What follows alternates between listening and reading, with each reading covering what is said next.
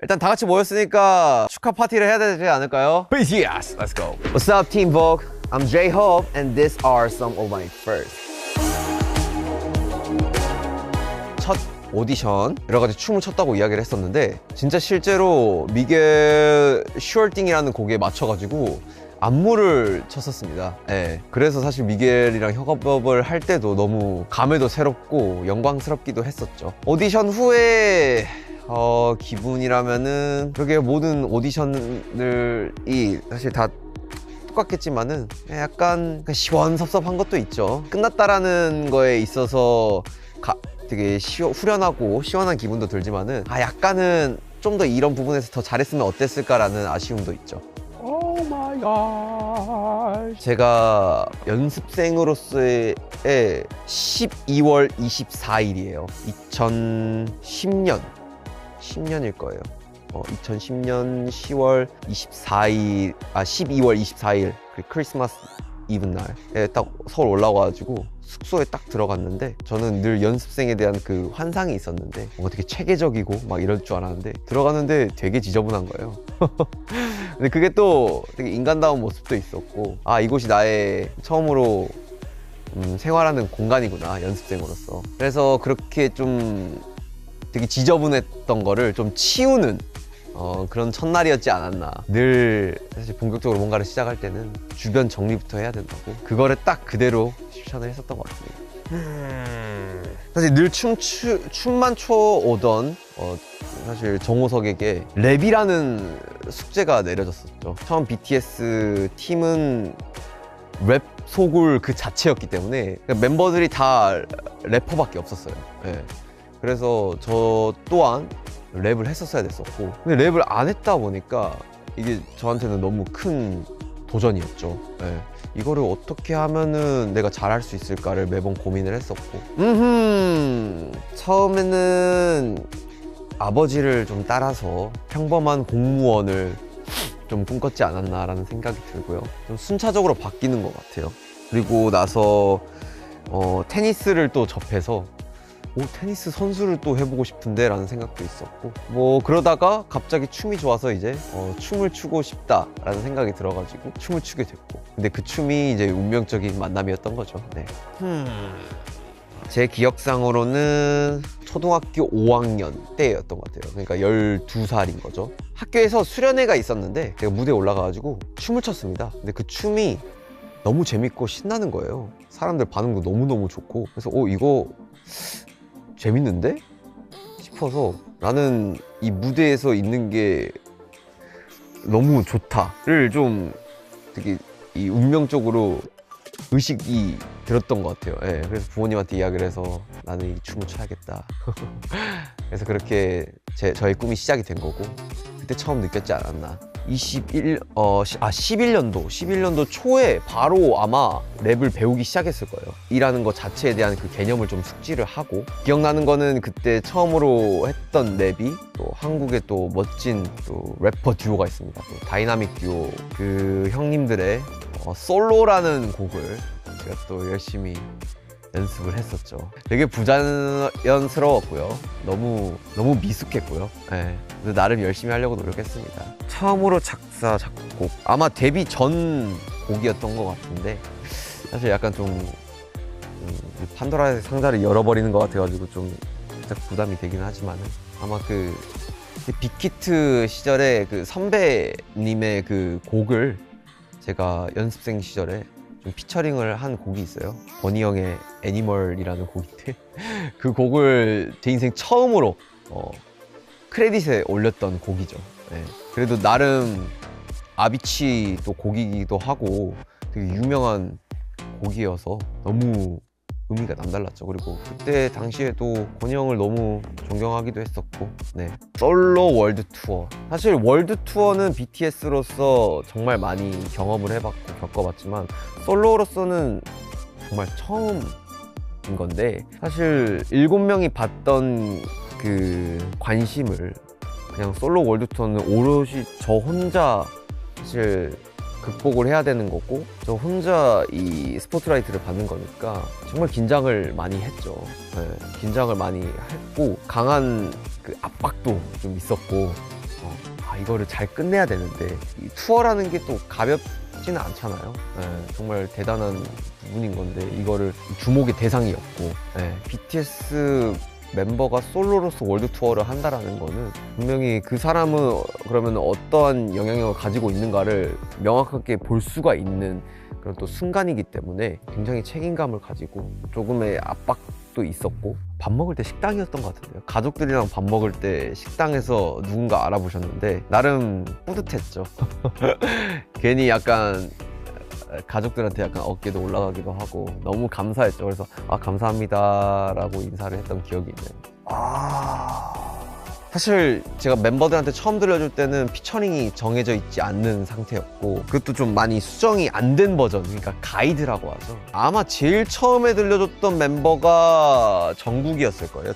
정국이한테 의도치 않게 정국이랑 좀 밥을 먹는 시간이 있었는데 정국이한테 들려줬는데 정국이는 되게 좋다라고도 이야기를 해줬고, 근데 이제 좀 본인의 아직 음악 취향이 있기 때문에 본인의 의견을 또 이야기를 해주기도 했었죠. 그 이후에 지민이 뭐 들려주고 RM도 들려줬고, 그러면서 이렇게 좀 점차 멤버들한테 좀 계속 들려줬지 않았나. 멤버들 반응은 되게 제이홉스럽다. 사실 이 Killing It Girl 노래 자체가 제가 굉장히 LA에서 음악 작업을 할 때부터 정말 좋아했던 곡입니다. 그래서 제이홉이라는 아티스트가 이 곡을 가지고 무대에서 멋지게 퍼포먼스를 하고 이렇게 좀 비춰줬으면 좋겠는데 늘 생각을 했었던 것 같아요. 근데 이제 이 곡이 이제 완성이 되고 멋진 아티스트까지 같이 이렇게 좀 함께하게 되니까 곡으로 또 무대에서 멋지게 퍼포먼스를 하면은 진짜 정말 내가 나의 에너지를 다 보여줄 수가 있겠구나 라는 생각을 계속 했었던 것 같아요. 그래서 지금 이 시점은 사실 노래가 발매되기 전이지만 저는 계속 샤워할 때 듣거든요. 일상생활에서 계속 듣는 거예요. 내가 무대를 할 때는 이런 식으로 표현을 해야겠다. 그만큼 처음부터 애정이 있었던 곡인 만큼 제가 이 곡을 계속해서 이미지 트레이닝을 하는 거죠. 아무래도 곡 자체가 또 되게 좀 강렬하고 또 나름의 섹시한 포인트도 있고 그렇다 보니까 이 곡은 이런 식으로 표현을 해야겠다. 그리고 안무도 이렇게 나왔으니까 나의 에너지를 팍 보여줘야겠다. 이 곡이 또 솔로 싱글 프로젝트의 마지막 피날레예요.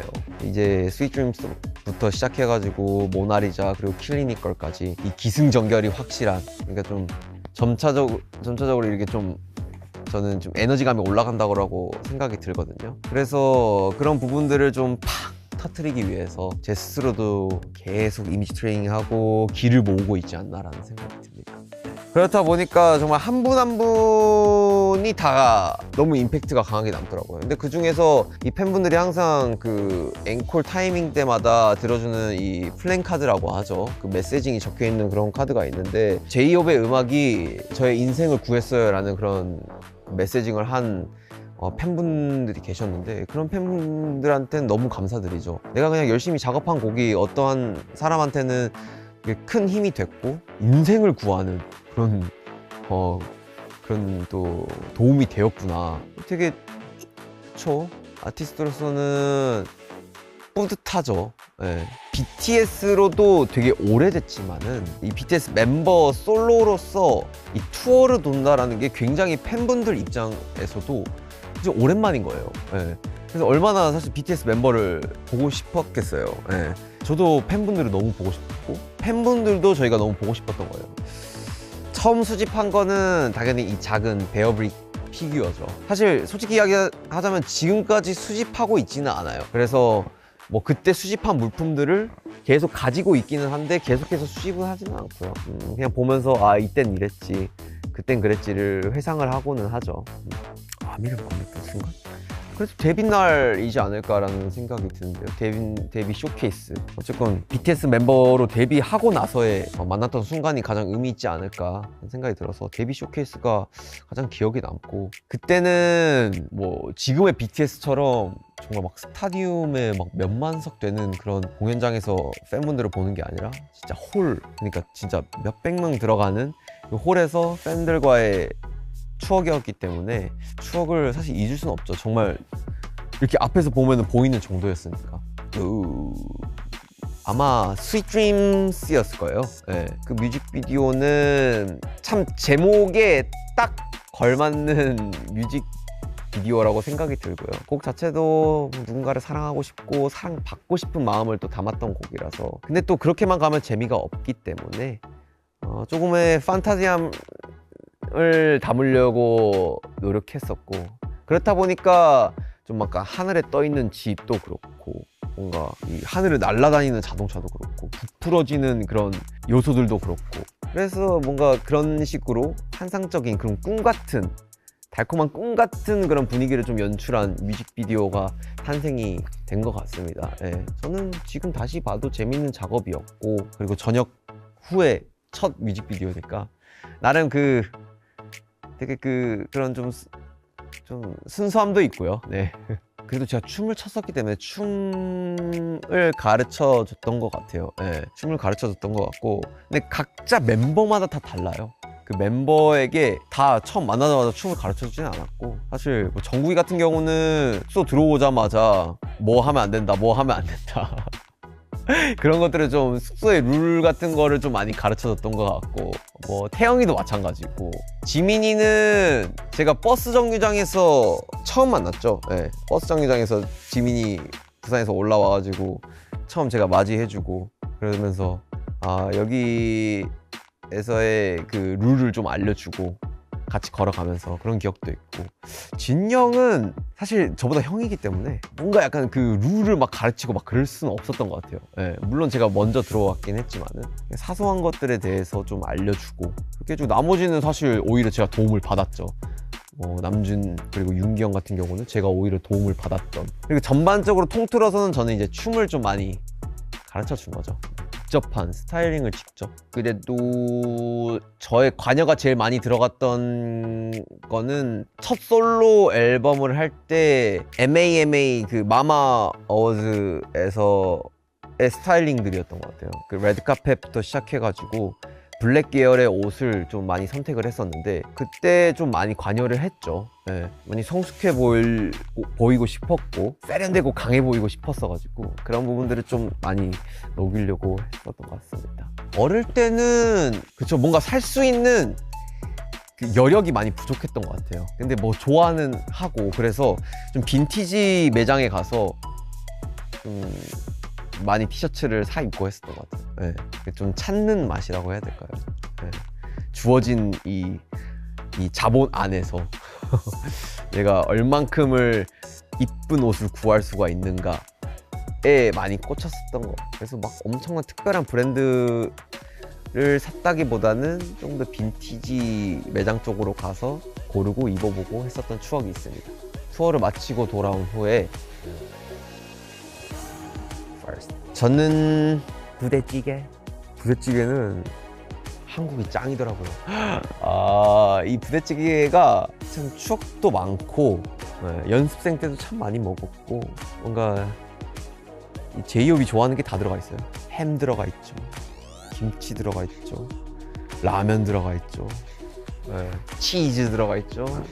난리도 아닙니다. 최고. 저는 너무 과하게 넣으려고는 안 합니다. 무조건 simple is the best. 단백, you know? 일단 다 같이 모였으니까 축하 파티를 해야 되지 않을까요? 파티! 짠 한번 해야죠. 띵, cheers. That's it. 그게 뭔가 이 결의를 하는 그런 느낌이 들지 않을까. 우리 다시 모였으니까 해야지. 약간 이런 느낌? Yes, let's go. Thanks so much, Team Vogue, for having me. I'm J-Hope, and these were my first